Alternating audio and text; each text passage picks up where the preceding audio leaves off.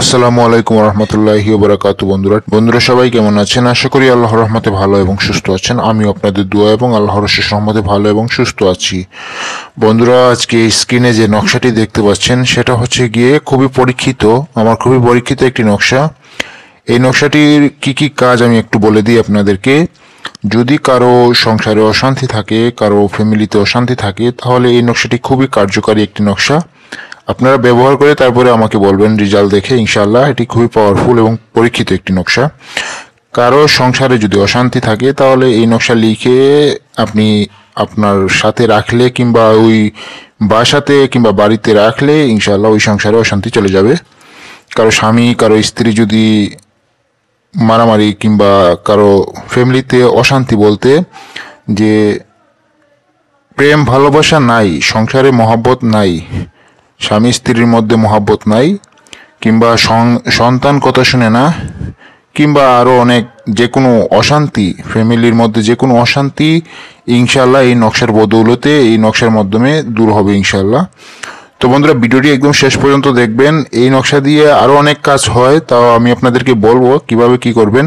ভিডিওটি একদম শেষ পর্যন্ত দেখবেন, কেটে কেটে দেখবেন না, টেনে টেনে দেখবেন না, তাহলে কিছু বুঝতে পারবেন না। আর অবশ্যই এখনও যারা আমার চ্যানেলটি সাবস্ক্রাইব করেননি, ভিডিও নিচে লাল রঙের সাবস্ক্রাইব আছে, ওই সাবস্ক্রাইব বাটনে ক্লিক করে দিন, বেল আইকনটি চেপে দিন, আর ভিডিওতে একটি লাইক দিয়ে এই ভিডিওটি শেয়ার করে সবার কাছে ছড়িয়ে দিন, যাতে অন্যান্য মানুষের আরও উপকার হতে পারে। তো বন্ধুরা, এই নকশাটি আমার কিতাব থেকে সংগ্রহ করেছি। নকশাটি কি কি কাজে ব্যবহার হয় আমি বলি একটু আপনাদেরকে।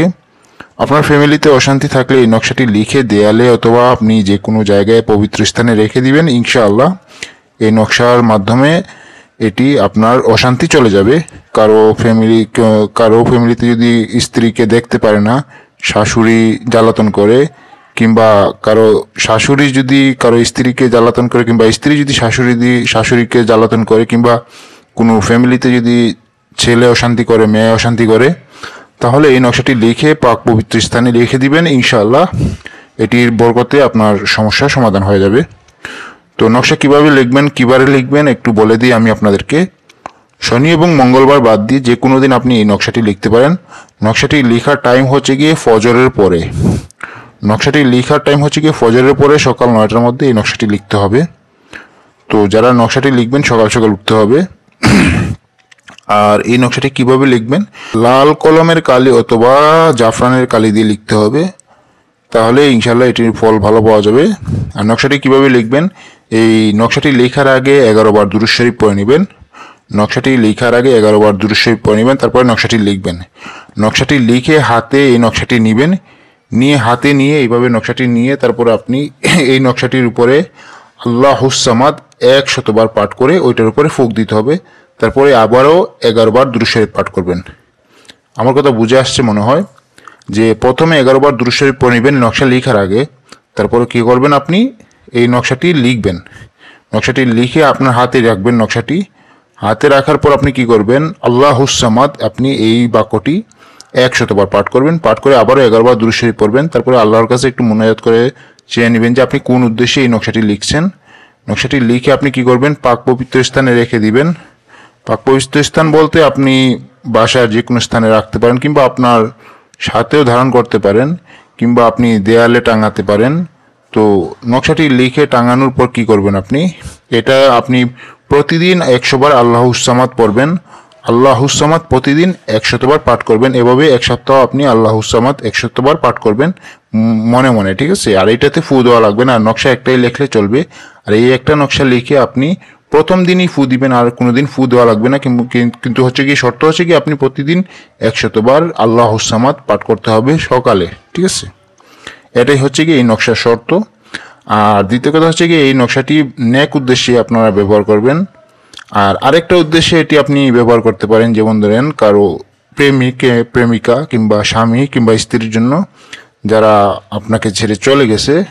আপনার স্বামী হতে পারে, আপনার স্ত্রী হতে পারে।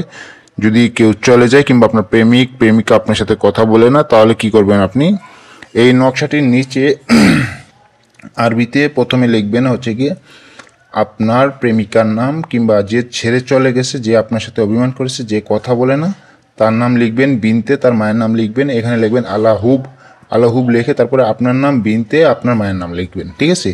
এই জিনিসগুলো লিখে কি করবেন, আপনি এই নকশা দুইটা লিখবেন, লিখে 11 বার দুরূদ শরীফ পরে এই নকশাটি লিখবেন, লিখে আল্লাহুস সামাদ 100 বার পাঠ করে ফুঁক দিবেন, দিয়ে আবারও 11 বার দুরূদ শরীফ পরে এই নকশা দুইটা লিখবেন, দুইটার উপরে 100 বার পাঠ করে ফুঁক দিবেন আল্লাহুস সামাদ। তারপরে কি করবেন, নকশাটি দুইটা ভাঁজ করবেন, দুইটা ভাঁজ করে একটা আপনার সাথে ধারণ করবেন, আর একটা হচ্ছে গিয়ে পাথর চাপা দিয়ে রাখবেন, পাথর চাপা দিয়ে রাখবেন, ভারী পাথরের নিচে চাপা দিয়ে রাখবেন। তো বন্ধুরা, আজকের ভিডিওটি এ পর্যন্তই। ভিডিওটি যদি ভালো লাগে তাহলে লাইক, কমেন্ট, শেয়ার করবেন, আমার পাশে থাকবেন। এরকম আরও ভিডিও নিয়ে হাজির হবো ইনশাআল্লাহ আগামীতে। আমার জন্য দোয়া করবেন। আজকের মতো এ পর্যন্ত। আসসালামু আলাইকুম।